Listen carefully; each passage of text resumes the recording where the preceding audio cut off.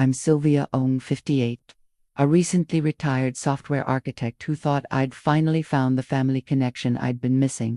When my younger cousin Emma and her fiancé Jake asked to borrow my credit card for emergency wedding expenses, I didn't hesitate after decades of feeling distant from my extended family. I wanted to help bridge that gap, but as their plane soared toward Tokyo for their dream honeymoon, I discovered the devastating truth about their emergency.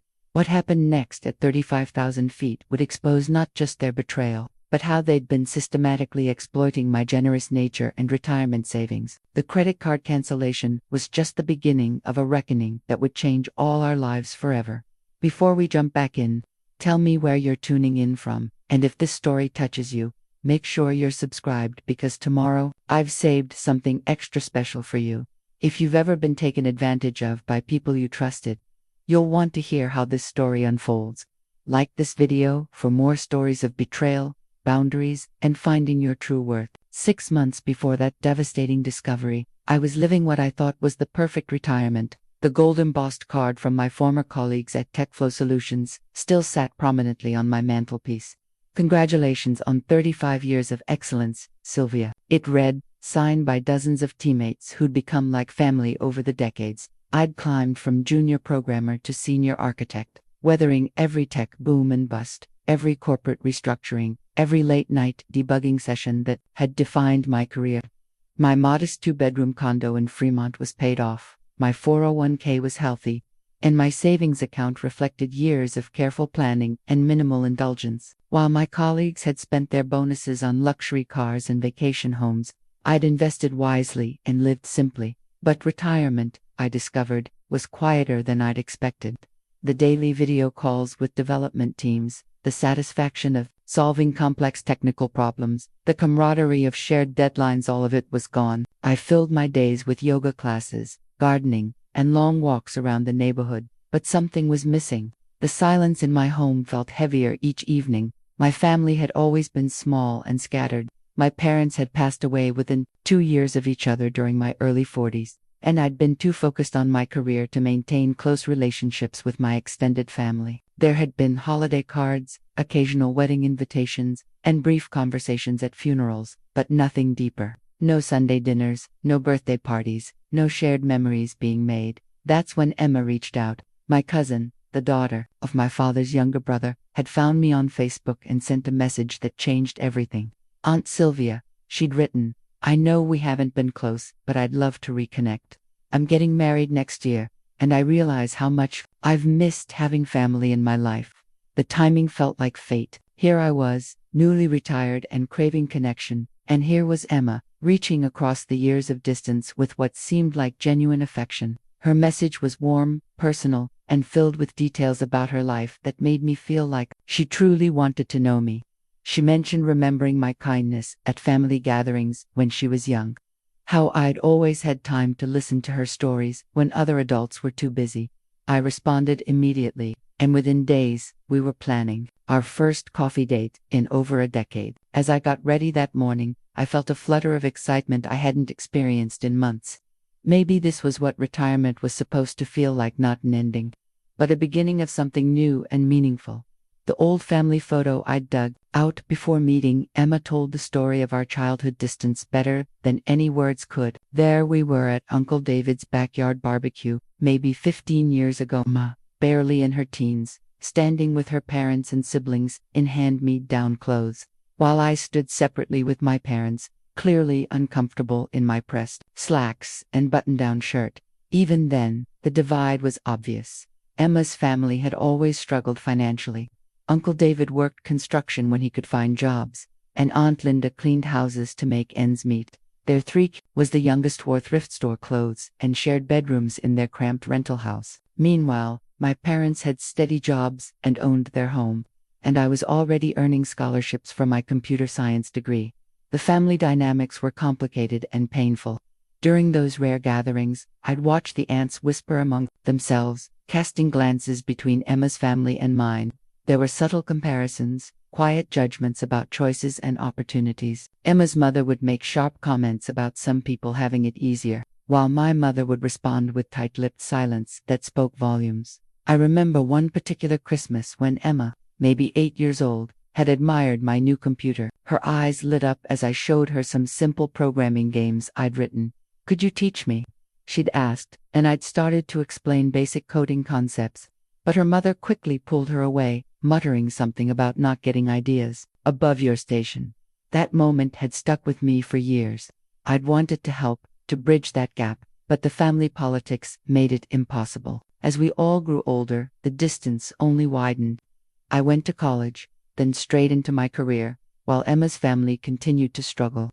We'd see each other at weddings and funerals, exchange polite pleasantries, but there was always that underlying tension. Emma had dropped out of high school at 16 to work and help support her family. She'd had a baby young, married briefly, divorced, struggled with various jobs. The family grapevine carried fragments of her story over the years: financial troubles, relationship drama, periods where she'd disappeared from family events entirely. So, when she reached out 6 months ago, I was genuinely surprised. Her Facebook message was articulate, thoughtful, and free of the resentment I might have expected. She talked about wanting to break the cycle of family distance, about realizing that life was too short to hold on to old grudges. She mentioned her upcoming wedding to Jake, an artist she'd met at a coffee shop where she was working as a manager. "I know we come from different worlds," she'd written, "but I've always admired your success and independence. I'd love to learn from you, and I hope we can build a real relationship as adults." Her words touched something deep in me. Here was a chance to be the family member I'd always wanted to be, to offer the support and connection that had been missing from our childhood. When I looked at that old photo now, I saw not just the distance between us, but the possibility of something different: a relationship built on mutual respect and genuine affection rather than family obligation and economic disparity. The woman who walked into the coffee shop that first day was nothing like the struggling teenager I remembered. Emma was poised, well-dressed, and confident. She'd clearly worked hard to overcome her difficult start, and I felt a surge of pride and admiration for her resilience. The collection of coffee shop receipts in my desk drawer told the story of our growing relationship better than any journal could. Every Tuesday for 3 months, we'd meet at the same little cafe in downtown San Jose. Emma would order a lavender latte. I'd get my usual black coffee, and we'd spend 2 hours talking about everything and nothing.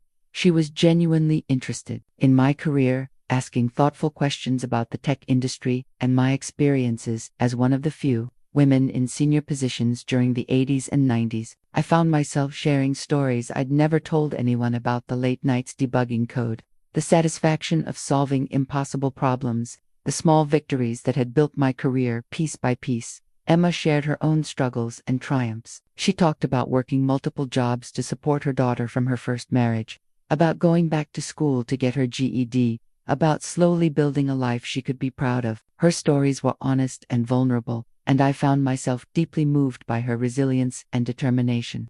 "I used to be so angry," she admitted one afternoon, stirring her latte thoughtfully. "Angry at the unfairness of it all, angry at people who seemed to have it easier. But I realized that anger was just holding me back. I had to let go of the past and focus on building something better." Her relationship with Jake seemed to be part of that better future. She spoke about him with genuine affection. He was a painter, struggling to make it in the art world, but passionate about his work. They'd met when she was managing a coffee shop, and he was a regular customer who'd sit in the corner working on sketches. Their courtship had been slow and gentle, built on shared dreams and mutual support. "He sees beauty in everything," Emma would say, her face lighting up, "even in me, when I couldn't see it in myself." Jake joined us for coffee a few times, and I could see what Emma meant. He was quiet and thoughtful, with an artist's way of noticing details others missed. He'd comment on the way light fell through the cafe windows, or compliment the barista's technique with the espresso machine. He treated Emma with obvious respect and affection, and she bloomed under his attention.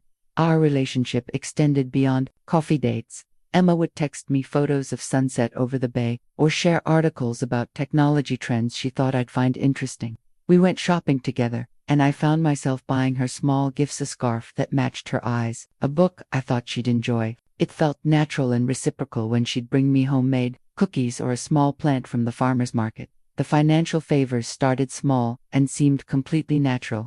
Emma's car needed a repair she couldn't afford, so I lent her $300. She paid me back within a month, along with a heartfelt thank you note. When Jake's art supplies were stolen from his car, I offered to help replace them. These weren't large amounts, and Emma was always grateful and prompt about repayment. "I can't believe how generous you are," she'd say, and I'd brush off her thanks. After years of having no one to help, it felt wonderful to be needed and appreciated. The wedding invitation arrived on elegant cream cardstock, addressed in Emma's careful handwriting. "Mr. and Mrs. David Chen request the honor of your presence at the marriage of their daughter, Emma Marie Chen to Jacob Thomas Rodriguez."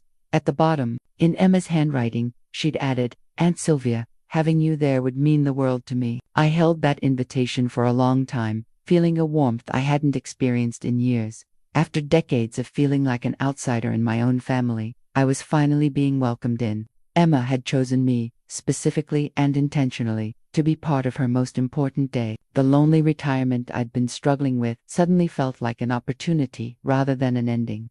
The phone call that changed everything came on a Thursday evening, just 2 weeks before Emma's wedding. I was in my kitchen, preparing a simple dinner and looking forward to a quiet evening with a book, when my phone rang. Emma's name appeared on the screen, and I answered with a smile. "Aunt Sylvia." Her voice was shaky, barely above a whisper. "I'm so sorry to bother you, but I don't know who else to call." The desperation in her voice made my chest tighten. "Emma, what's wrong? Are you okay?" "It's the wedding venue," she said, and I could hear her crying. "There's been a terrible misunderstanding. The manager we've been working with apparently never processed our final payment properly, and now they're saying we need to pay the full balance immediately or they'll cancel our booking." My heart sank. "How much are we talking about?" $15,000, she whispered. "We thought we'd paid it months ago, but there was some kind of computer error, and now they're demanding cash or a credit card by tomorrow morning. All our other money is tied up in deposits we can't get back. And Jake's family, they've already made it clear they think this wedding is too expensive and they won't help." I could hear Jake's voice in the background, frustrated and angry. Emma continued through her tears. "His parents have been so critical of everything, the venue, the cost, even me. They keep saying we should just go to City Hall, that we're being irresponsible. But Sylvia, this is my dream wedding. I've waited so long for this, and Jake deserves to have his family see that I can give him something beautiful." The pain in her voice was palpable, and I felt my protective instincts surge. I remembered my own wedding plans that had never materialized, the relationship that had ended when my career took precedence over traditional expectations. Emma deserved her dream day, especially after all the struggles she'd overcome. "What about your parents?" I asked gently. "They're already stretched thin just paying for my dress and the flowers," Emma said. "Dad's been out of work for 3 months, and Mom's been picking up extra house cleaning jobs just to make ends meet. I can't ask them for more. They've already sacrificed so much." I found myself pacing my kitchen, my mind racing. $15,000 was a significant amount, but it wasn't impossible. My retirement savings were healthy, and I had a credit card with a high limit that I rarely used. The money would be paid back. Emma had always been responsible about that. "Emma," I said softly, "what if I helped you?" The silence on the other end stretched for several seconds. Then Emma's voice came through, thick with emotion. "I couldn't ask you to do that. It's too much." "You didn't ask," I pointed out. "I'm offering. This is your wedding day, Emma. You should have the celebration you've dreamed of. But $15,000 is money I can afford to lend," I interrupted. "You've always paid me back before, and I trust you. More than that, I want to do this. Your family, Emma, real family, not just the obligatory kind we grew up with." I could hear her sobbing now, and Jake's voice murmuring comfort in the background. "I don't know what to say," Emma managed.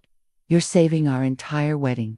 "I'm helping my cousin marry the man she loves," I said. "That's what family does." We arranged to meet the next morning to handle the paperwork. Emma would add her name to my credit card as an authorized user, which would give her immediate access to make the payment. It was a simple process, and by noon, the crisis would be resolved. As I hung up the phone, I felt a complex mix of emotions. There was satisfaction in being able to help, pride in being the family member Emma could count on, and yes, a small voice of anxiety about the amount of money involved. But I pushed that worry aside. This was Emma's wedding day, and I was going to make sure it was everything she'd dreamed of. The Japan travel itinerary Emma showed me over coffee 3 days after we'd resolved the venue crisis should have been my first warning sign. She'd pulled out a beautifully printed booklet, complete with photos of luxury hotels and Michelin-starred restaurants, her eyes bright with excitement. "I can't believe we're actually going," she said, sliding the itinerary across the table. "Jake has always dreamed of seeing Japan, the art, the culture, the temples. And now, thanks to you making our wedding possible, we can actually afford to go." I flipped through the pages, taking in the details. 2 weeks in Tokyo and Kyoto, staying at the Park Hyatt, Tokyo and the Ritz-Carlton Kyoto, private tours of temples and gardens, kaiseki dining experiences, even a day trip to Mount Fuji with a private guide. It looked incredible, but also more elaborate than the modest honeymoon I'd imagined they'd planned. "This looks amazing," I said, trying to keep my voice neutral. "You two are going to have such a wonderful time." Emma beamed. "We saved for 2 years for this trip. Well, technically, we saved for a much simpler version. But when Jake's art sold at that gallery showing last month, we decided to upgrade everything. He deserves something special after all the rejection and struggle." I nodded, though something felt off about the timeline. Emma had never mentioned Jake having a successful art sale before, and just days ago she'd been crying about not having $15,000 for the wedding venue. But I pushed the thought aside. Maybe she'd been too stressed during the venue crisis to think clearly about their other resources. "How long will you be gone?" I asked. 2 weeks, Emma said. "We leave 3 days after the wedding. I know it's a quick turnaround, but the flight prices were so much better for those dates." As she talked about their plans, the temples they'd visit, the neighborhoods they'd explore, the art galleries Jake was excited to see, I found myself calculating rough costs in my head.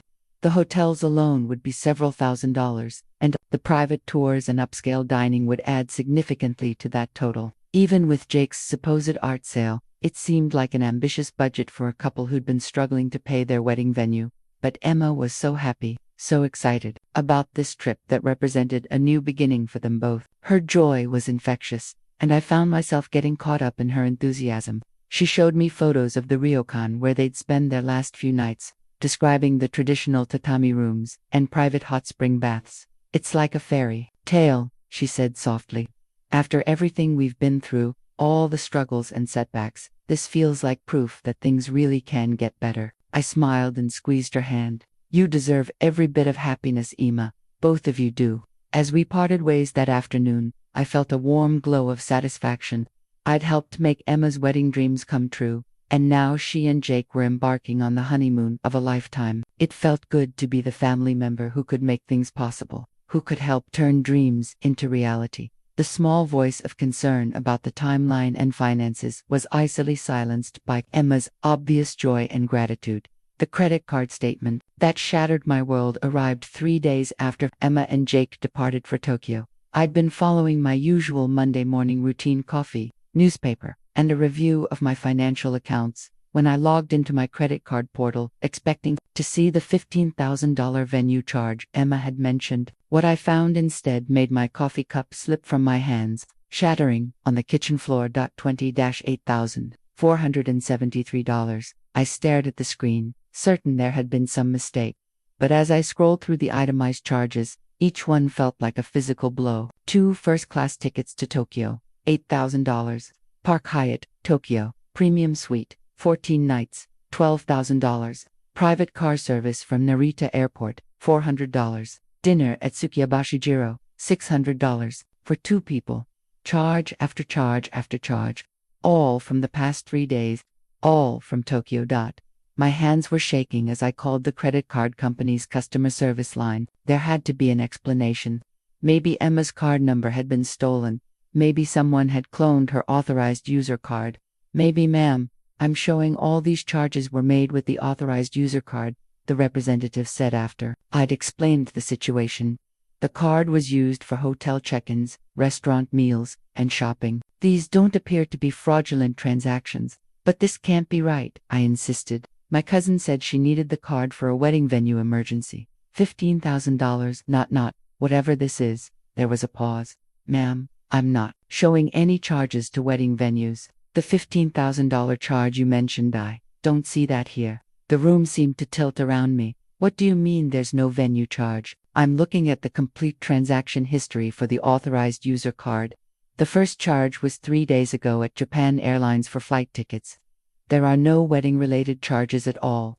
I hung up the phone and sat in stunned silence. Pieces of the broken coffee cup scattered around my feet like fragments of my shattered trust. Emma had lied to me.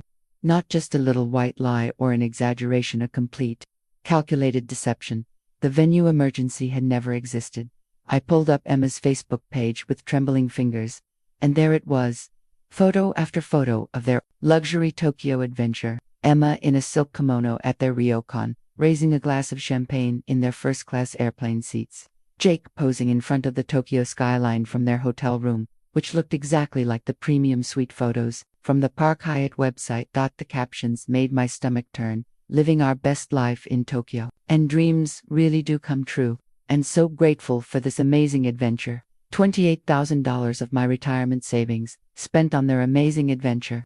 I scrolled back through our text message history, looking for clues I'd missed. Emma's desperate phone call about the venue crisis. Her tears, her gratitude, all of it had been an act. A performance designed to manipulate me into giving them access to my credit card. But why? Why go through months of building a relationship, of coffee dates and shared stories, just to steal from me? Had any of it been real? Had Emma ever actually cared about reconnecting with family? Or had I been nothing more than a target from the very beginning? The physical impact of the betrayal was overwhelming. My chest felt tight, my breathing shallow. I found myself crying, deep sobs that seemed to come from somewhere I didn't know existed. It wasn't just the money though. $28,000 was a significant blow to my retirement security. It was the complete destruction of the relationship I'd thought we were building, the family connection I'd believed was finally mine.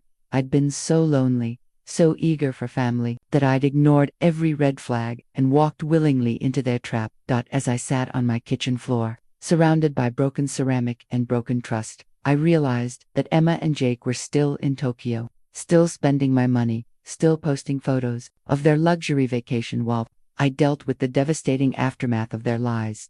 That realization sparked something new alongside the grief and shock, a cold, clear anger that cut through the emotional chaos like a blade. The wedding venue contract I found online confirmed what I already suspected: there had never been an emergency. Green Valley Gardens website showed Emma and Jake's wedding photos in their recent celebrations gallery, complete with a caption thanking them for choosing their venue. A quick phone call to the venue, pretending to be interested in booking my own event, revealed that they required full payment 60 days in advance and had never had a computer error that would necessitate last-minute payments. Emma had crafted an elaborate lie, complete with tears and desperation, to steal from me. But that was only the beginning of what I discovered. Driven by a mixture of rage and hurt, I spent the entire day investigating every detail of their deception. Emma's social media posts told a story completely different from the one she'd shared with me over our coffee dates. Jake's struggling artist persona was largely fictional. His Instagram account showed a steady stream of art sales over the past year, with pieces selling for anywhere from $500 to $3,000. Far from the desperate, poverty-stricken creative Emma had described, he appeared to be doing quite well for himself. The gallery showing Emma had mentioned wasn't a recent breakthrough. Jake had been featured in several Bay Area galleries over the past 2 years.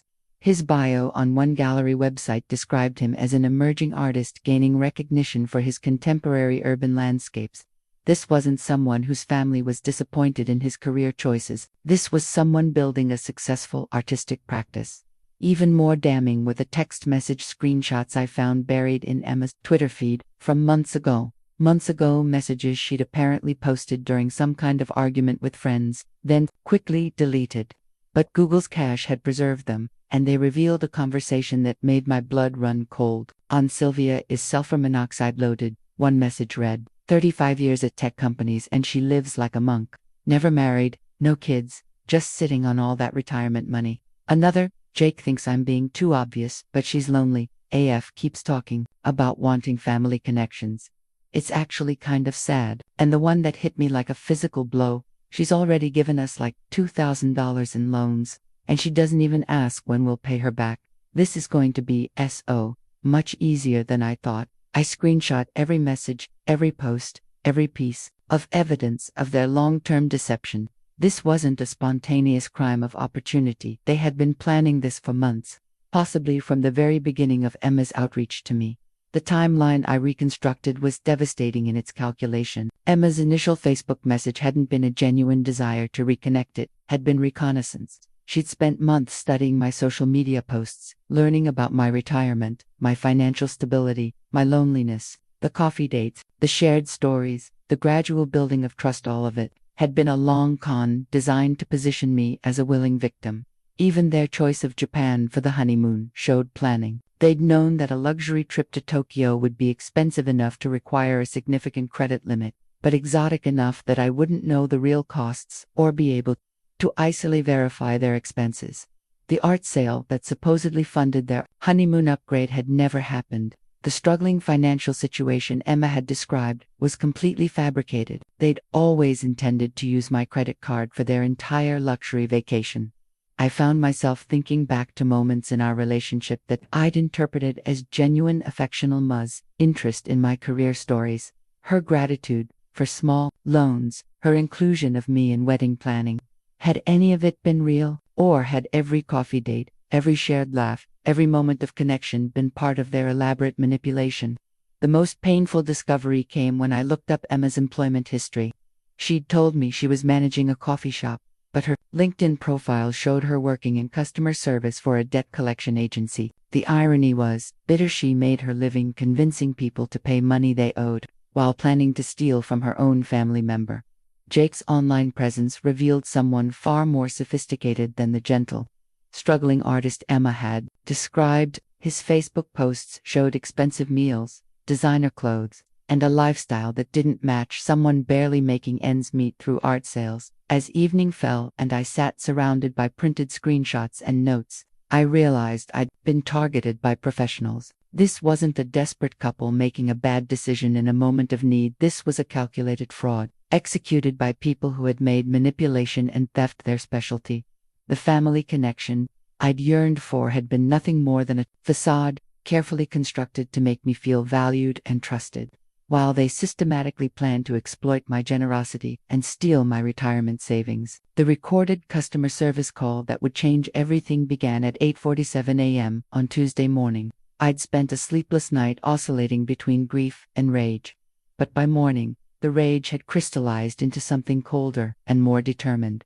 "Thank you for calling Capital One. This is Marcus. How can I help you today?" "I need to report fraudulent charges on my account," I said, my voice steadier than I felt.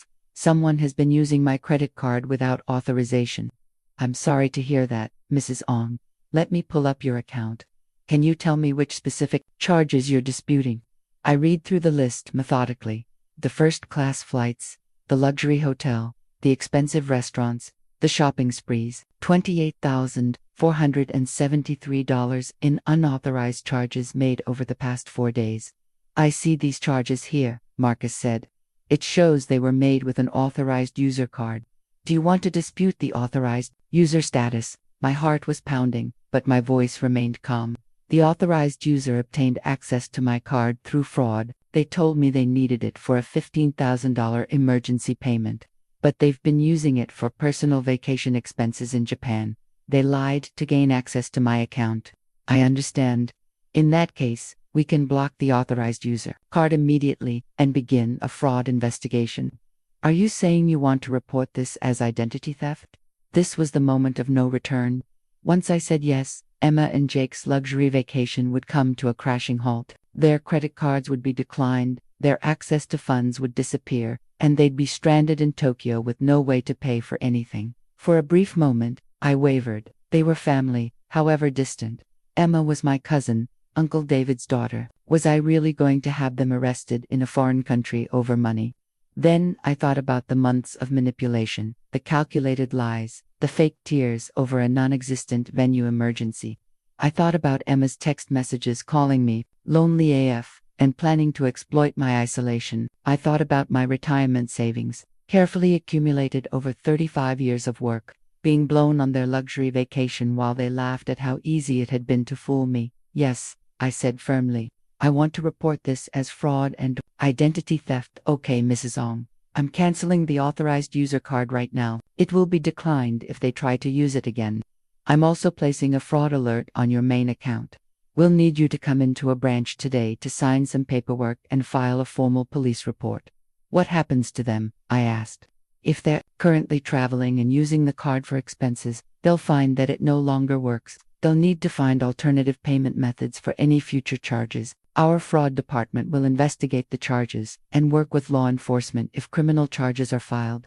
After I hung up, I sat in my kitchen for a long time, thinking about Emma and Jake boarding their plane to Tokyo just 4 days ago. They'd probably been congratulating themselves on their successful maybe even laughing about how trusting and gullible I'd been. They'd planned their entire luxury vacation around my stolen money, never considering that I might discover their deception. But they'd made one crucial mistake. They'd underestimated me. They'd seen a lonely, recently retired woman and assumed I'd be too isolated and trusting to fight back. They'd forgotten that I'd spent 35 years in the tech industry, solving problems and debugging complex systems. Finding the truth was what I did best. I imagined them trying to check out of their luxury hotel or pay for dinner at another Michelin-starred restaurant, only to have their card declined. The confusion, then the panic as they realized their access to my money had been cut off. The expensive hotel bills they'd already accumulated but could no longer pay. The return flights they'd booked but might not be able to afford. For the first time since discovering their betrayal, I smiled. My phone rang as I was getting ready to drive to the bank. Emma's name appeared on the screen, and I let it go to voicemail. Then Jake called, then Emma again. Then a number I didn't recognize, probably their hotel or a Tokyo phone service. I didn't answer any of them. They'd had months to plan their deception, months to build my trust and set up their con. Now it was my turn to act, and I was going to be just as methodical and thorough as they had been.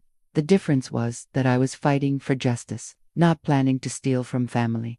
The airline emergency contact form that Jake frantically filled out at Narita Airport arrived in my email inbox at 3:17 a.m. Pacific Time, forwarded automatically by Japan Airlines customer service system. The timestamp told me everything I needed to know about their desperation. They'd been dealing with this crisis for hours. Urgent, emergency contact needed for passengers Emma Chen and Jacob Rodriguez. The subject line read, "Financial emergency requiring immediate family assistance." I deleted it without opening the attachment. By then, I'd already spoken to my bank manager, filed a police report, and contacted a fraud attorney. The wheels of justice were in motion, and Emma and Jake were about to discover that their luxury vacation had turned into a very expensive nightmare. My phone had been ringing constantly since Tuesday morning. Emma, Jake, numbers I didn't recognize that were probably their hotel or other Tokyo businesses trying to resolve payment issues. I'd turned off the ringer and let everything go to voicemail. The messages painted a picture of escalating panic and confusion.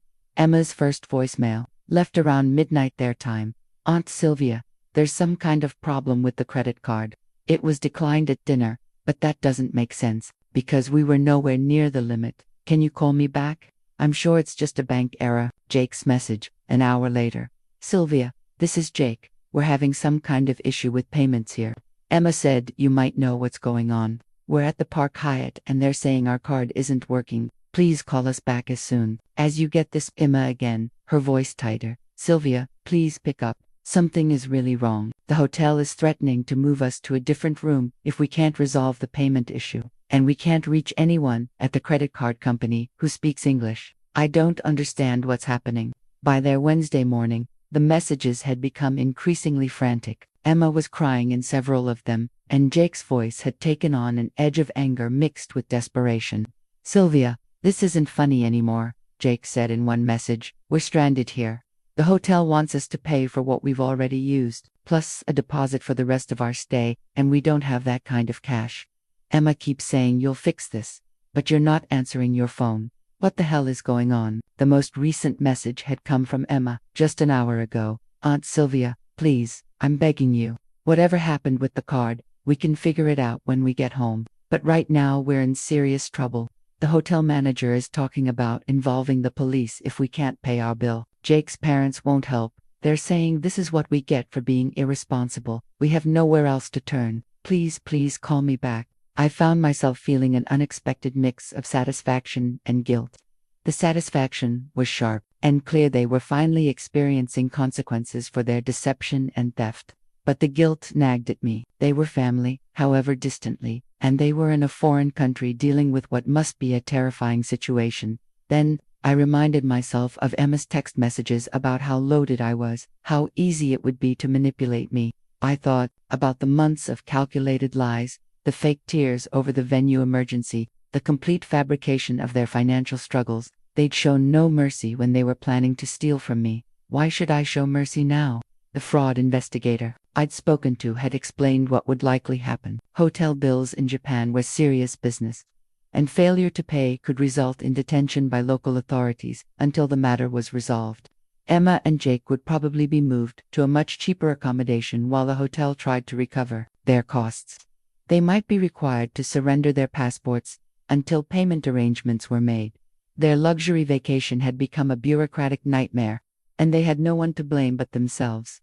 I wondered if they'd figured out yet that I knew about their deception. Did they think the card cancellation was really just a bank error, or had they realized that their con had been discovered? Were they still trying to maintain their story about venue emergencies and financial struggles, or had they finally admitted the truth to each other? My phone buzzed with another international call. This time I recognized the number. It was the Park Hyatt, Tokyo, probably calling to verify my identity and confirm that I was indeed disputing all charges made by Emma and Jake. I answered this one. Ms. Ong, this is Kenji Nakamura from Park Hyatt, Tokyo Guest Services. We have two guests here, Emma Chen and Jacob Rodriguez, who claim to be your family members. There appears to be an issue with their payment method, and they've asked us to contact you directly. Mr. Nakamura, I said calmly, those individuals fraudulently obtained access to my credit card and are not authorized to make any charges. I've reported this to my bank and to local police as identity theft and fraud. There was a pause. I see. In that case, we will need to resolve their account balance through other means. Thank you for clarifying the situation.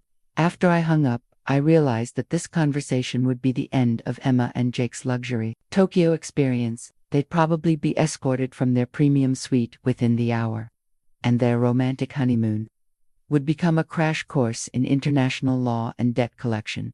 Part of me wanted to be there to see their faces when they realized their con had completely collapsed, that the lonely, trusting aunt they'd manipulated had turned out to be far more formidable than they'd imagined. The lawyer's business card sat on my kitchen table like a declaration of war.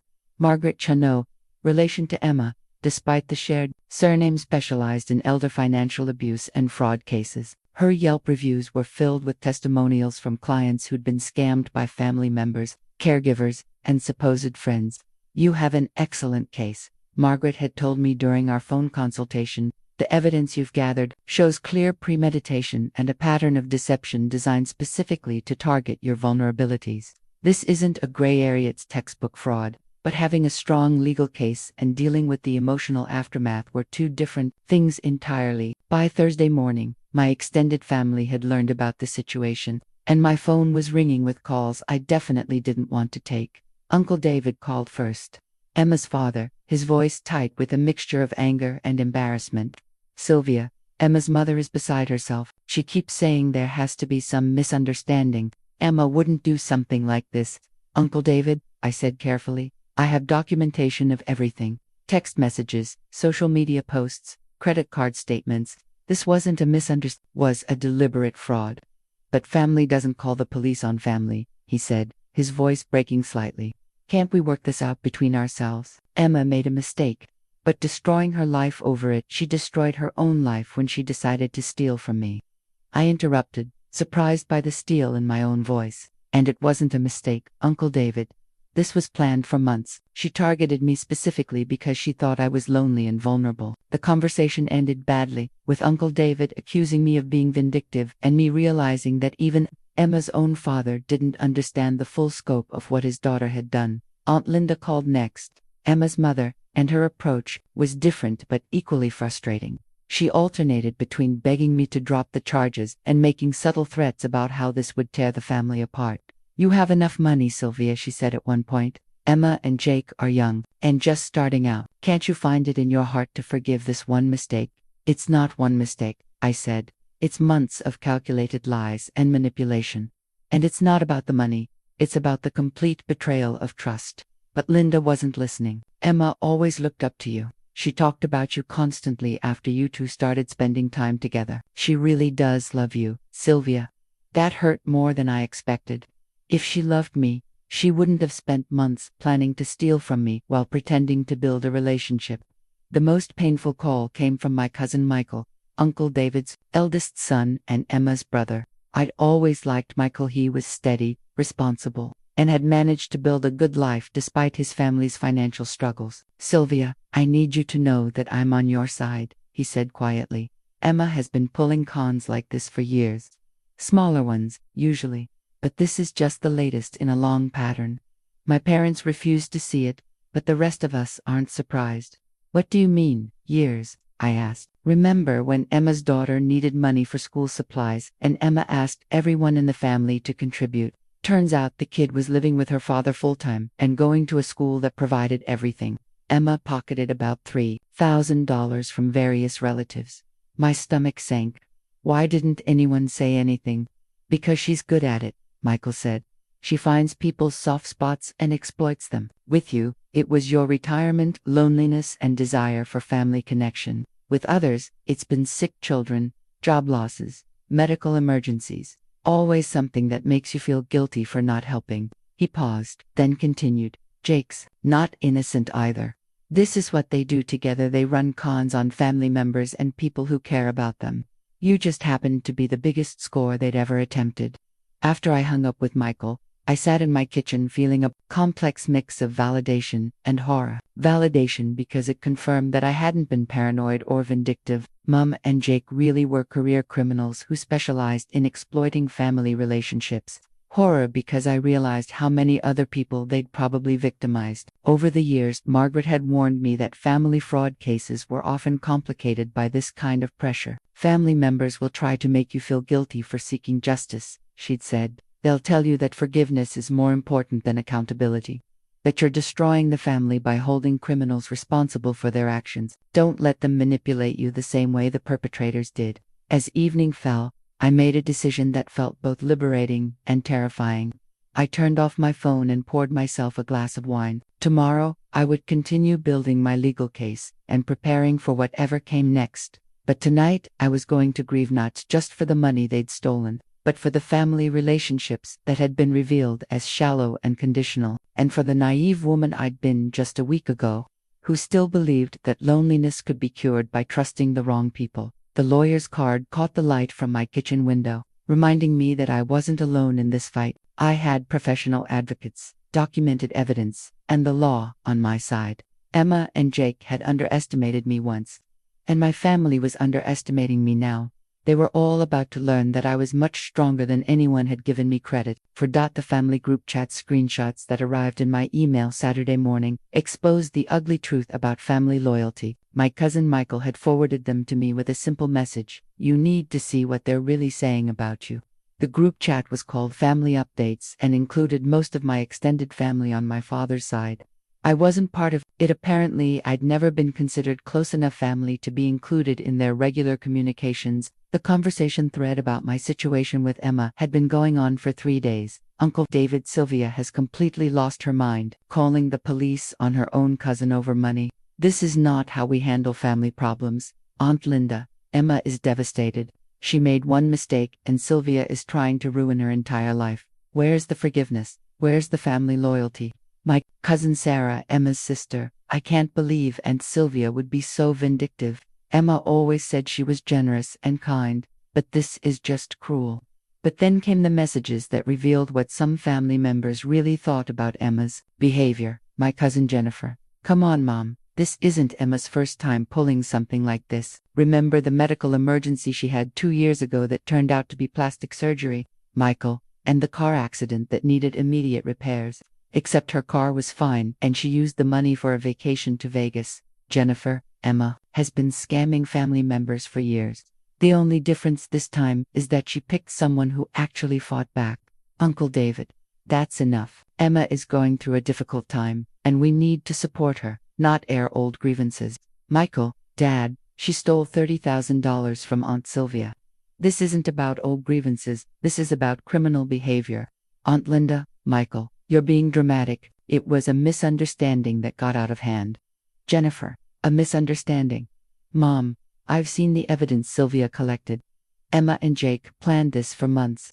They specifically targeted her because they thought she was lonely and vulnerable. The conversation continued for pages, with family members taking sides and revealing years of resentment and hidden knowledge about Emma's behavior. Some defended her as a troubled young woman who deserved forgiveness. Others, primarily the younger cousins, supported my decision to press charges and shared their own stories of Emma's smaller cons over the years. The most painful revelation came from my cousin Lisa, Uncle David's middle daughter. The truth is, Emma never cared about reconnecting with Aunt Sylvia. She told me months ago that she was working on a project that would solve all her financial problems. She said she'd found the perfect target, someone with money, who was desperate for family connection. My hands were shaking as I read that message. Emma had actually bragged to other family members about targeting me. She'd discussed her plan to exploit my loneliness as if it were a business strategy. But the thread that broke my heart came from Aunt Linda's response to Lisa's revelation. Even if that's true, Sylvia chose to give Emma access to her credit card. No one forced her. Maybe this will teach her not to be so trusting with people. The victim blaming was breathtaking. According to Aunt Linda, I was partially responsible for being defrauded, because I'd been too trusting of my own family member. Michael's response perfectly captured my own feelings. Mom, that's like saying rape victims are responsible for getting attacked because they trusted someone. Sylvia was targeted and manipulated by someone she thought cared about her. The only person responsible for this crime is Emma. The group chat devolved from there, with family members arguing about loyalty versus justice, forgiveness versus accountability. But the damage was done. I could see exactly where I stood in the family hierarchy, somewhere below Emma. Despite being the victim of her crime, my cousin Jennifer reached out to me privately after Michael forwarded the screenshots. Aunt Sylvia, I want you to know that not everyone feels this way. Some of us have been waiting for years for someone to finally hold Emma accountable for her behavior. She went on to detail other family members Emma had victimized, an elderly aunt who'd been convinced to loan money for a fake medical emergency, a cousin who'd co-signed a car loan that Emma defaulted on, multiple relatives who'd been asked for small amounts for various fabricated crises. She's been getting away with this for so long because she's smart about it, Jennifer explained. She never takes enough to really hurt someone, and she always has a sob story that makes people feel guilty for questioning her. But with you, she got greedy. The pattern was clear and disturbing. Emma was a serial fraudster who specialized in targeting family members, using their love and sense of obligation to manipulate them into giving her money. The fact that some family members knew this and had said nothing made their current defense of her even more infuriating. That evening, I received a call from Emma herself. She'd apparently been released from whatever bureaucratic nightmare she'd faced in Tokyo, and was calling from the airport before her flight home. Aunt Sylvia, she said, her voice carefully controlled, I think we need to talk about this misunderstanding. There's no misunderstanding, I replied calmly. You lied to me about a venue emergency that never existed, then used my credit card to fund your luxury vacation. That's called fraud. I was planning to pay you back, she said, the victim tone creeping into her voice. This whole thing has been blown completely out of proportion. With what money? I asked. The money from Jake's art sales that don't exist. The savings you don't have. Emma, I've seen your text messages bragging about targeting me. I know this was planned from the beginning. There was a long pause. When she spoke again, her voice had changed. The mask had finally dropped. Fine, she said coldly. You want to destroy your own family over money. Go ahead, but don't expect anyone to forgive you for this. As I hung up, I realized that Emma's threat was already coming true. The family group chat had shown me exactly how many relatives were willing to excuse criminal behavior for the sake of family harmony. But I also realized I didn't care anymore. A family that would blame me for being victimized, that would defend a criminal over her victim, wasn't really a family worth preserving. The Tokyo airport incident report that arrived in my email Monday morning painted a picture of Emma and Jake's humiliating departure from Japan. According to the document, forwarded by my fraud attorney as part of the evidence collection, they'd been detained by airport security for over 6 hours while authorities sorted out unpaid hotel bills and attempted credit card charges. The report detailed their failed attempts to board their original flight, when secondary payment verification revealed the fraud alerts on my account. Hotel security had accompanied them to ensure they couldn't leave the country with outstanding debts. They'd eventually been released only after agreeing to immediate deportation and signing documents acknowledging their debt to the Park Hyatt, Tokyo. Their return flight had been downgraded to economy paid for, according to the report, by Jake's parents after a series of frantic international phone calls. The luxury honeymoon that began with first-class service and champagne had ended with them squeezed into middle seats, probably surrounded by crying babies and stale airplane food. I was reviewing these documents when my doorbell rang at 2:30 p.m. Through the peephole, I could see Emma and Jake standing on my front porch, both looking exhausted and disheveled. Emma was crying, and Jake kept checking his phone with the nervous energy of someone expecting bad news. I opened the door but didn't invite them in. "Aunt Sylvia," Emma began immediately, her voice thick with tears. "Please, we need to talk. This whole thing has gotten so out of hand." "Has it?" I asked calmly, keeping my hand on the doorframe. "Because from where I stand, this has gone exactly as it should when someone commits fraud." Jake stepped forward, his jaw tight with barely controlled anger. "Look, Sylvia, we made some mistakes, but canceling our credit cards while we were in a foreign country, that was vindictive and dangerous." "Jake," I said, my voice deadly quiet, "those weren't your credit cards. They were mine, accessed through fraud and used to steal my money.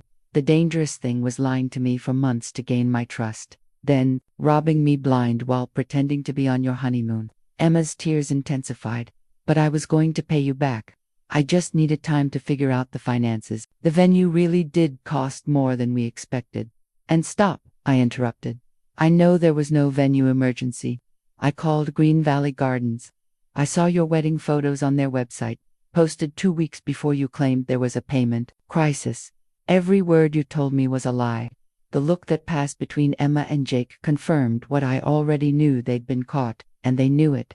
Emma's performance of confused innocence crumbled, and Jake's anger shifted into something that looked almost like respect. "Okay," Jake said finally, "so you figured it out. What do you want? Money? An apology? What's it going to take to make this go away?" "It's not going to go away," I said. "You committed a felony.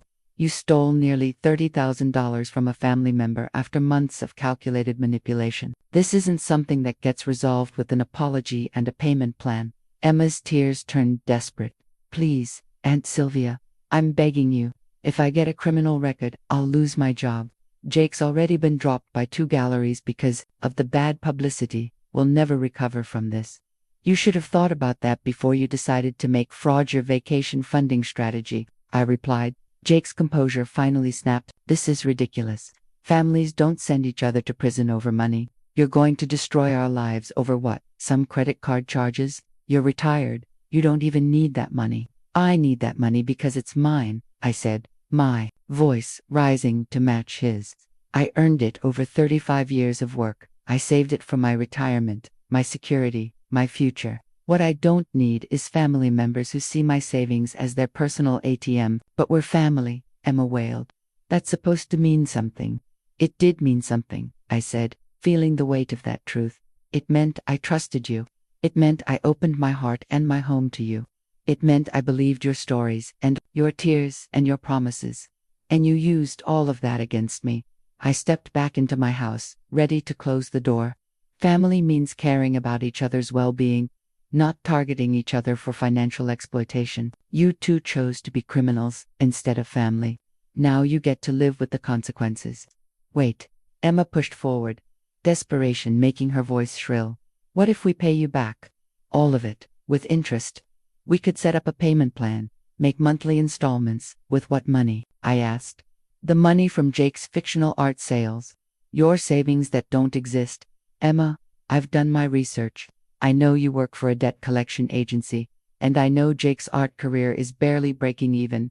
You don't have $30,000 to pay me back, and even if you did, that wouldn't undo the months of lies and manipulation." Jake grabbed Emma's arm. "Come on, Em. She's not going to listen to reason." "Reason?" I stared at him.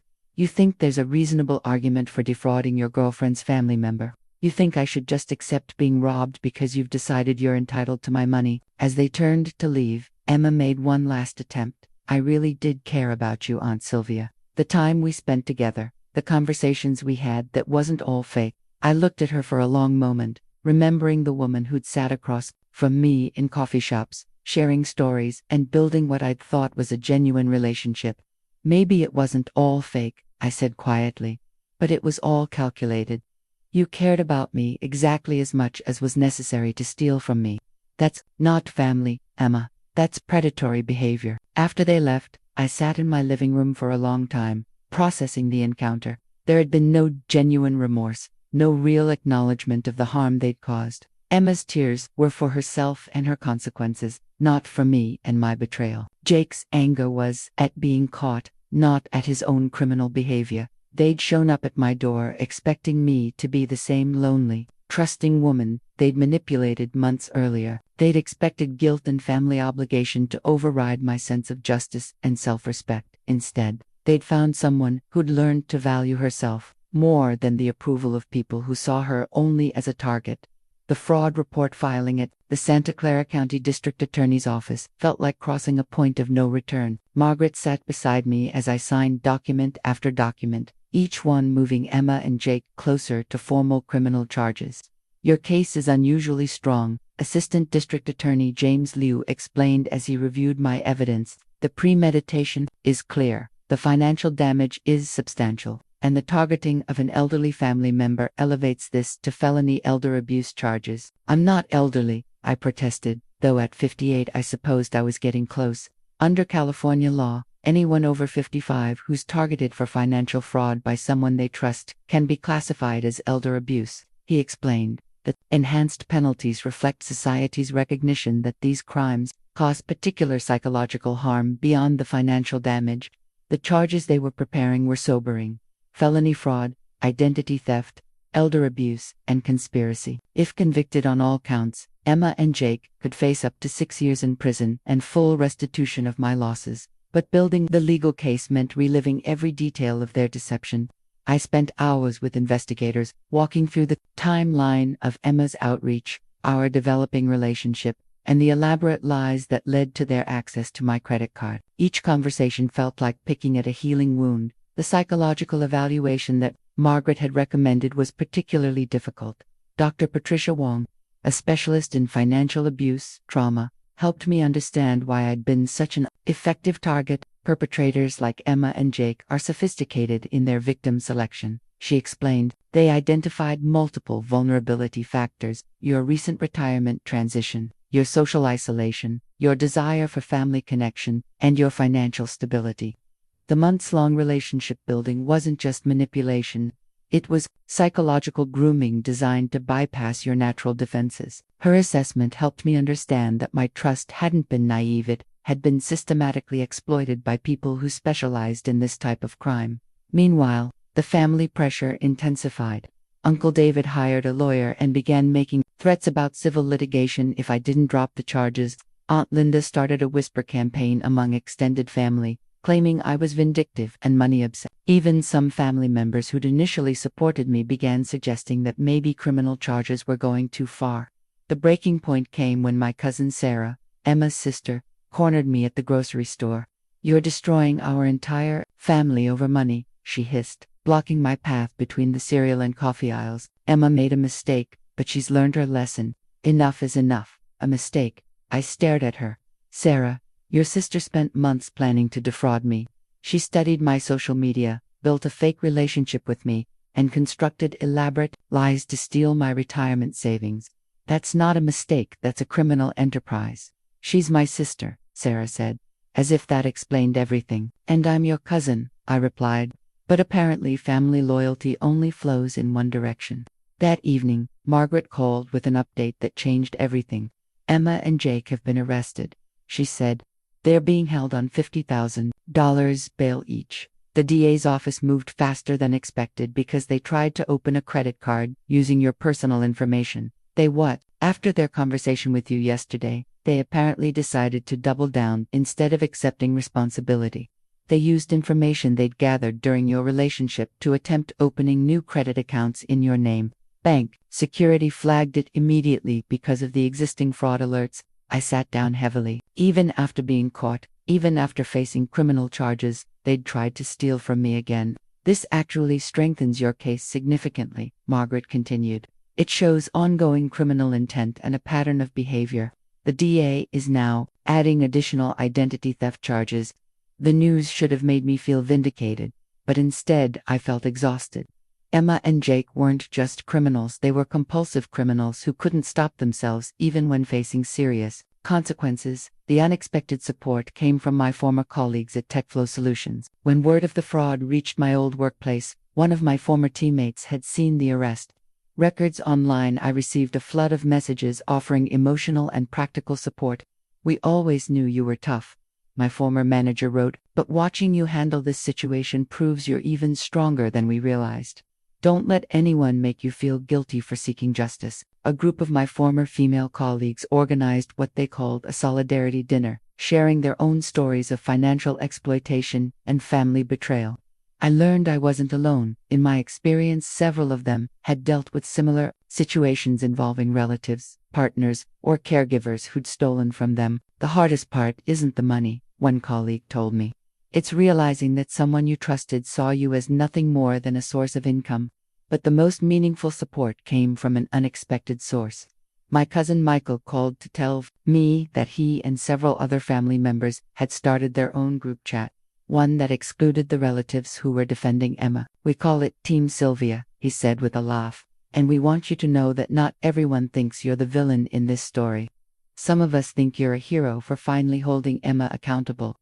As the legal process moved forward, I realized that Emma and Jake's crime had revealed important truths about my family relationships. Some connections were worth preserving and strengthening, while others had been based on obligation rather than genuine affection. The family members who blamed me for Emma's consequences weren't people I wanted in my life anyway. The ones who supported my pursuit of justice were the relationships worth nurturing. For the first time since discovering the fraud, I felt like I was gaining something valuable alongside seeking justice, a clearer understanding of who my real family actually was. The court transcript that would become public record began with Emma and Jake's not guilty pleas, delivered in voices so quiet the judge had to ask them to speak up. Sitting in the gallery behind the prosecutor's table, I watched the two people who'd once been my beloved family transform into defendants in a criminal fraud case. The media attention surprised everyone. What had started as a routine fraud case became a local news story when a reporter noticed the unusual circumstances: a luxury honeymoon funded by Elder Freud, complete with dramatic international consequences. Tokyo honeymoon fraud couple faces trial ran in the San Jose Mercury News, accompanied by photos of Emma and Jake looking haggard outside the courthouse. The publicity brought unexpected support. I received letters from other fraud victims sharing their stories and thanking me for fighting back. Several elderly residents from my neighborhood stopped me to express their admiration for pursuing justice, despite family pressure. But the trial itself was emotionally brutal. Emma's defense attorney, a sharp woman named Patricia Valdez, built her strategy around portraying Emma as a naive young woman who'd gotten in over her head due to financial desperation and Jake's influence. Emma's testimony was in manipulation, even under oath. She spoke in a soft, tearful voice about growing up poor, about feeling disconnected from successful family members like me, about making a terrible mistake in a moment of panic about wedding expenses. "I never meant for it to go as far as it did," she said, dabbing her eyes with the tissue. "I thought I could borrow the money and pay it back before Aunt Sylvia even noticed. When we got to Tokyo and realized how expensive everything was, I panicked. I should have called her immediately, but I was embarrassed and scared." Her performance was convincing. I could see some jury members looking sympathetic. If I hadn't seen the evidence of their careful planning, hadn't read Emma's text messages bragging about targeting me, I might have believed her myself. Jake's attorney took a different approach, arguing that Jake had been unaware of the fraud and believed Emma when she said I'd given permission for their vacation expenses. Jake himself was a poor witness, arrogant and defensive, clearly resentful about being caught. The prosecution's case was methodical and devastating.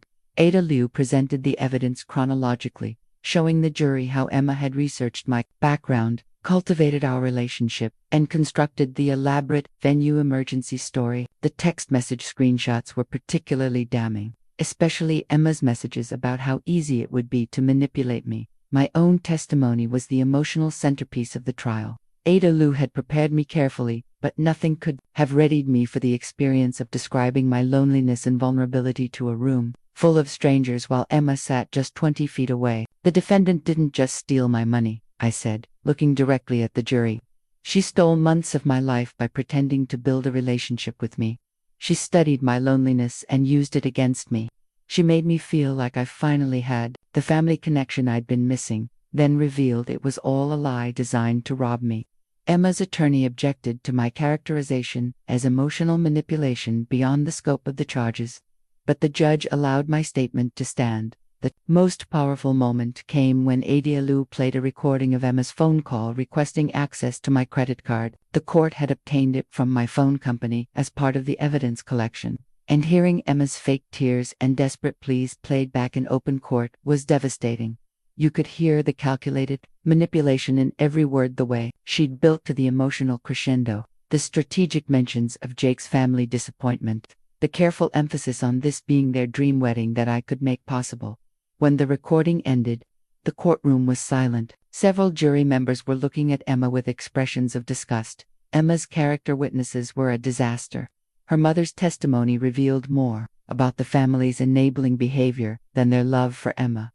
Uncle David's appearance on the stand was painful to watch. He clearly believed Emma was guilty, but couldn't bring himself to abandon his daughter. The defense's biggest mistake was calling Emma's former supervisor from the debt collection agency as a character witness. Under cross-examination, the woman revealed that Emma had been investigated twice for inappropriate contact with debtors' family members. Though no charges had been filed, she had a pattern of getting personally involved with people we were supposed to be collecting from. The supervisor admitted we had to counsel her several times about maintaining professional boundaries. Ada Lu used this testimony to establish Emma's pattern of exploiting vulnerable people, first through her job, then through her family relationships. My victim impact. The statement was the final piece of the prosecution's case.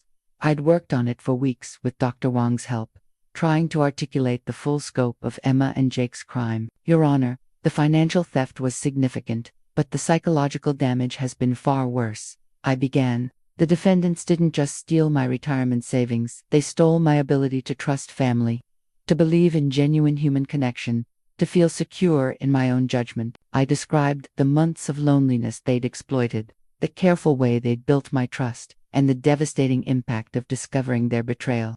But I also talked about my recovery, my growing understanding of my own strength, and my determination to help other fraud victims. I want the court to know that while Emma and Jake succeeded in stealing my money, they failed in their attempt to destroy my spirit. I concluded. I am stronger now than I was before they targeted me, and I will continue to be strong enough to face whatever consequences my pursuit of justice brings. When I finished, the courtroom was quiet, except for the sound of Emma crying. But these tears looked different from her earlier performance, more genuine, as if she was finally understanding the full impact of what she'd done. Judge Martinez's closing remarks before sending the case to the jury were pointed. The evidence in this case shows a calculated, sophisticated fraud targeting a vulnerable family member. The defendant's actions represent a serious breach of trust that strikes at the foundation of family relationships and community safety. As the jury filed out to begin deliberations, I felt a mixture of exhaustion and anticipation. Regardless of the verdict, I'd told my truth in a public forum. Emma and Jake's crime was now part of the official record, and their victims, including me, had been heard. The sentencing document that Judge Martinez signed on a gray Thursday morning in November carried the weight of justice. Finally served. Emma Chen, guilty on all counts, sentenced to 3 years in state prison with eligibility for parole after 18 months. Jacob Rodriguez, guilty on all counts, sentenced to 2.5 years in state prison with eligibility for parole. After 15 months, the courtroom was packed for the sentencing hearing. Emma's family filled 2 rows, many of them crying openly. My supporters Michael, Jennifer, several colleagues from TechFlow, and Dr. Wong sat behind the prosecutor's table. The media presence had grown throughout the trial, and I could see reporters scribbling notes as Judge Martinez delivered his remarks. The defendants in this case engaged in a sophisticated, calculated fraud that targeted a vulnerable family member. Judge Martinez said, his voice carrying the authority of years on the bench.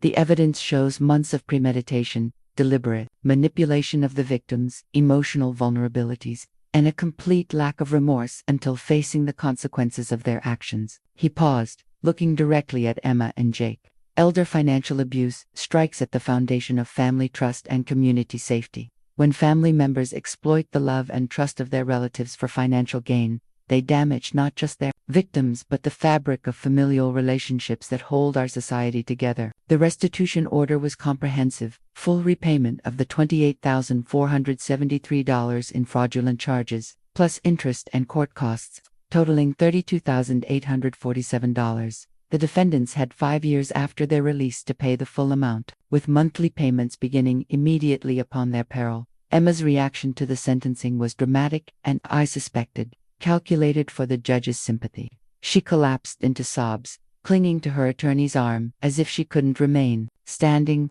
Jake's response was differential and resentful, his jaw tight as he stared at the defense table. The most shocking moment came when Judge Martinez addressed the family dynamics that had emerged during the trial. The court notes with concern the attempts by some family members to pressure the victim into dropping charges. He said, "Financial abuse thrives in environments where victims are made to feel guilty for seeking justice." Mrs. Ong's courage in pursuing this case, despite significant family pressure, serves as an example for other fraud victims who may be hesitant to come forward. Several of Emma's supporters shifted uncomfortably in their seats. Uncle David's face reddened, and Aunt Linda looked around the courtroom as if searching for an escape route. After the sentencing, the courthouse steps became a battleground of competing narratives. Emma's family gathered around Uncle David, who gave an impromptu statement to the waiting reporters. "This is a tragedy for our entire family," he said, his voice shaking with emotion. "Emma made mistakes, but 3 years in prison is excessive for what amounts to a family dispute. We hope Sylvia can find it in her heart to forgive and help us heal these wounds." I watched his statement from inside the courthouse, where Ada Liu had advised me to wait until the crowd dispersed. The irony wasn't lost on me even after Emma's conviction. Her family was still trying to reframe her crimes as my failure to forgive, rather than her choice to commit fraud. When I finally emerged, most of the crowd had gone, but a few reporters remained. I'd prepared a brief statement with Margaret's help. "Justice has been served today," I said simply. Emma and Jake's conviction sends a clear message that financial abuse of family members will not be tolerated. I hope their sentences provide them with time to reflect on the harm they caused and make genuine changes in their lives. One reporter asked if I felt vindicated by the verdict. "I feel relieved," I answered honestly. "Relieved that the truth has been acknowledged, that their crimes have consequences, and that other potential victims might be protected by their inability to continue this pattern of behavior." The drive home was quiet and contemplative. For the past 6 months, my life had been consumed by legal proceedings, family drama, and the complex emotions of betrayal and recovery. The guilty verdict provided closure, but it also marked the beginning of a new chapter. That evening, Michael called to check on me. "How are you feeling about everything?" he asked. "Tired," I admitted, but also strangely optimistic. For the first time in months, I feel like I can look forward instead of constantly looking back at what happened. The financial recovery would take time. The restitution payments would likely be small and irregular, given Emma and Jake's limited earning potential, but the emotional recovery felt more immediate. The validation of the guilty verdict had lifted a weight I hadn't realized I was carrying.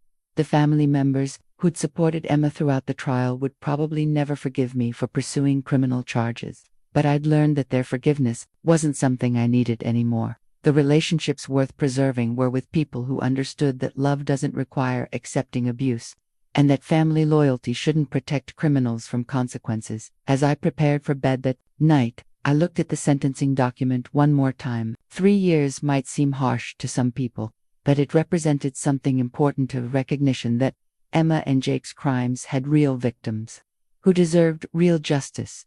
For the first time since that devastating morning when I'd discovered their betrayal, I felt like the story had reached a satisfying conclusion. The chapter of my life that included Emma and Jake was finally, definitively closed. The new bank account statement that arrived 18 months after the trial showed something I hadn't expected to see again: financial stability and growth through careful budgeting.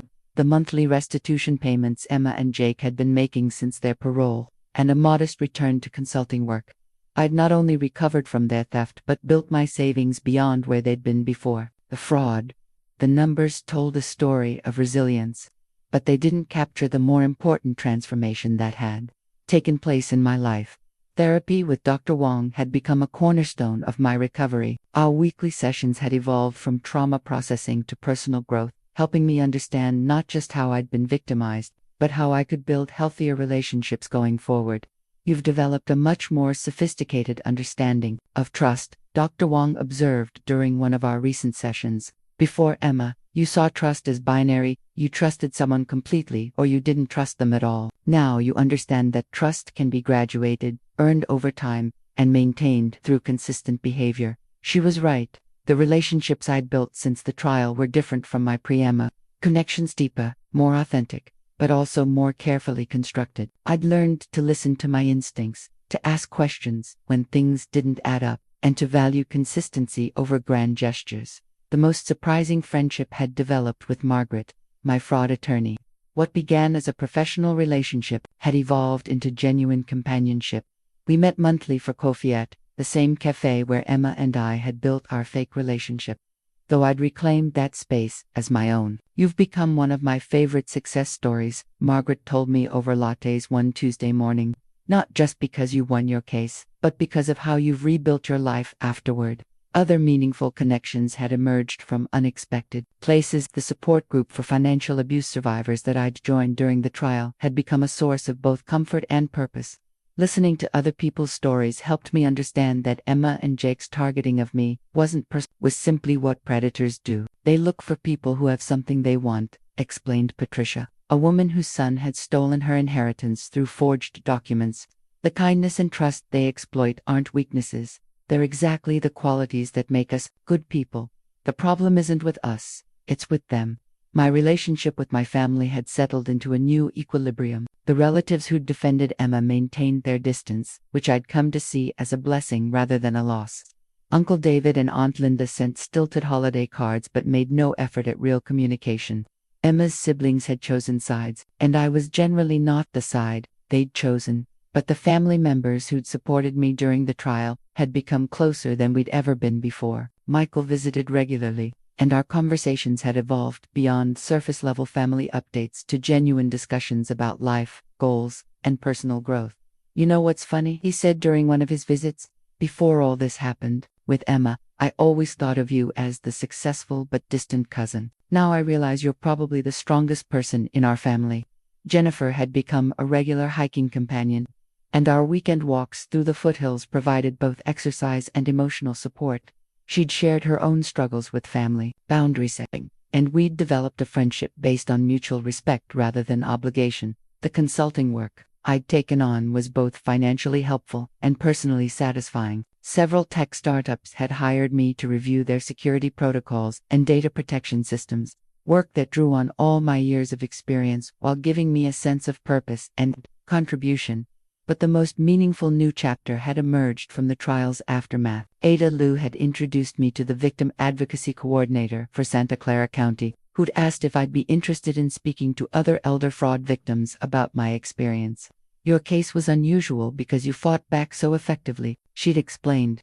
"Most victims either don't report the crime at all, or they give up when family members pressure them to drop charges. You could help other people understand that pursuing justice is both possible and worthwhile." I'd started speaking at community centers and senior groups, sharing my story and helping other fraud victims understand their options. The work was emotionally challenging but deeply rewarding. Every time someone thanked me for giving them courage to report a crime, I felt like Emma and Jake's betrayal had led to something positive. The financial recovery had been slower but steady. Emma had been released after serving 14 months of her sentence and was working as a cashier at a discount grocery store. Her monthly payments of $200 were small but consistent. Jake, released 2 months later, had found work as a warehouse clerk and was contributing $150 monthly. Their combined payments wouldn't fully restore my losses for several more years, but the regularity of the payments felt like a form of ongoing accountability. Every month, they had to write checks that reminded them of the consequences of their actions. I'd had no direct contact with either of them since their sentencing, and I preferred it that way. Their restitution payments were processed through the court system, and any communication went through Margaret's office. I had no interest in their rehabilitation or their current circumstances. I simply wanted them to fulfill their legal obligations and stay out of my life. The most surprising aspect of my recovery was how much I'd grown to enjoy my solitude. The loneliness that Emma had exploited had transformed into contentment with my own company.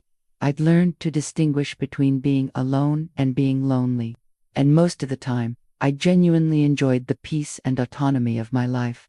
My home felt truly mine again, filled with books I wanted to read, art I'd chosen, and furniture arranged for my comfort rather than to impress visitors. I cooked meals I enjoyed, watched movies that interested me, and structured my days according to my own rhythms and preferences. When I did seek company, it was with people who valued me for who I was rather than what I could provide. The quality of my relationships had improved dramatically, even as the quantity had decreased. The volunteer program certificate that now hangs in my home office represents the most meaningful chapter of my post-EMA life. Elder Abuse Prevention Advocate Advanced Certification reads the framed document from the California Department of Aging, marking 2 years of dedicated work helping other fraud victims navigate the legal and emotional aftermath of financial crimes. It's been exactly 2 years since Emma and Jake's sentencing, and my life has transformed in ways I never could have imagined during those dark months of betrayal and recovery. The lonely, recently retired woman who desperately craved family connection has evolved into someone who finds deep satisfaction in purposeful solitude and carefully chosen relationships. The advocacy work began: small occasional speaking engagements at senior centers, informal consultations with other fraud victims, but has grown into a comprehensive program. I now lead monthly support groups, conduct educational seminars for law enforcement, and serve on the county's Elder Abuse Prevention Task Force. Last month, I helped an 80-year-old man whose daughter had stolen his Social Security benefits for 3 years. The week before, I worked with a woman whose home health aide had been using her credit cards for personal purchases. Each case is different, but the patterns are depressingly familiar: trusted individuals exploiting vulnerability and isolation for financial gain. You have a gift for this work, my supervisor told me during my recent performance review. Victims trust you immediately because you've walked the same path. You understand both the practical challenges and the emotional devastation in ways that professional counselors sometimes miss. The irony isn't lost on me that Emma and Jake's betrayal led to my discovery of this calling. Their crime, designed to exploit my loneliness and steal my security, instead led me to a community of purpose and genuine relationships built on mutual support rather than manipulation. My financial situation has stabilized beyond my expectations. The consulting work provides steady income. Emma and Jake's restitution payments continue monthly, and my careful budgeting has rebuilt my retirement savings to pre-fraud levels. More importantly, I've developed better financial security practices: diversified accounts, regular monitoring, and clear boundaries about money and family. The family relationships that survived the MA crisis have deepened significantly. Michael and I have developed a genuine friendship that extends beyond family obligation. Jennifer and I take monthly trips, nothing exotic, just weekend explorations of Northern California towns and hiking trails. These relationships feel authentic in ways my connection with Emma never did, probably because they're built on who I actually am rather than what I can provide. The relatives who chose Emma's side have remained distant, which I've come to see as a natural sorting process. Uncle David sends perfunctory holiday cards, but we haven't spoken since the trial. Aunt Linda apparently tells people I destroyed the family over money, a characterization that no longer bothers me. They've chosen to define our relationship through Emma's criminal behavior rather than acknowledge the betrayal and harm that led to legal consequences. Their absence from my life has created space for more meaningful connections from my advocacy work, other volunteers, neighbors who've become genuine friends. The quality of my social life has improved dramatically, even as the quantity has remained modest. The most satisfying development came 3 months ago when Emma attempted to contact me directly. She'd apparently finished her probation and wanted to make amends and rebuild our relationship. Her letter, forwarded through Margaret's office, was a masterpiece of manipulation disguised as contrition. "I've learned so much about myself and my mistakes," she wrote. "I realize now how much I hurt you, and I want to make things right. I hope we can find a way to heal our family bond and move forward together." My response was brief and definitive. The restitution payments fulfill your legal obligation to me. I have no interest in any other form of contact. Please respect this boundary. Margaret had smiled when I showed her my draft. 2 years ago, you might have been tempted to give her another chance, she observed. Now you recognize manipulation immediately and respond appropriately. She was right. The Emma who'd first reached out to me through Facebook would have been intrigued by Emma's letter, perhaps even touched by her apparent growth and remorse. The woman I've become sees through the performance to the continuing sense of entitlement. Emma's assumption that she could dictate the terms of our relationship, even after committing felony fraud against me. The boundary I've maintained has held firm, and I expect it always will. Emma and Jake aren't evil people, but they're people who chose to handle their problems through the exploitation of others. That choice reveals something fundamental about their character that a few years of consequences is unlikely to change. My current life is peaceful, purposeful, and genuinely fulfilling. I wake up each morning knowing that my day will be spent on activities I've chosen, with people who value me appropriately, pursuing goals that matter to me. The desperate loneliness that made me vulnerable to Emma's manipulation has been replaced by contentment with my own company and selective appreciation for others. The retirement I'd worried would be empty and meaningless has become rich with voluntary service, continued learning, and relationships built on mutual respect rather than need or obligation. I've learned that being alone doesn't mean being lonely, and that family connections based on authentic care are far more valuable than those based on blood relation and social expectation. Looking back at that devastating morning when I first discovered Emma's betrayal, I can honestly say that their crime led to positive changes I never would have made otherwise. They stole my money and my naive trust, but they inadvertently gave me clarity about my own strength, better judgment about relationships, and a sense of purpose that makes every day meaningful. I wouldn't choose to be defrauded again, but I'm grateful for who I've become in the aftermath. The woman who believed Emma's lies was kind but vulnerable. The woman I am now is kind and strong. Much better combination for navigating the complexities of human relationships and the challenges of an independent life. Sometimes the best revenge really is living well.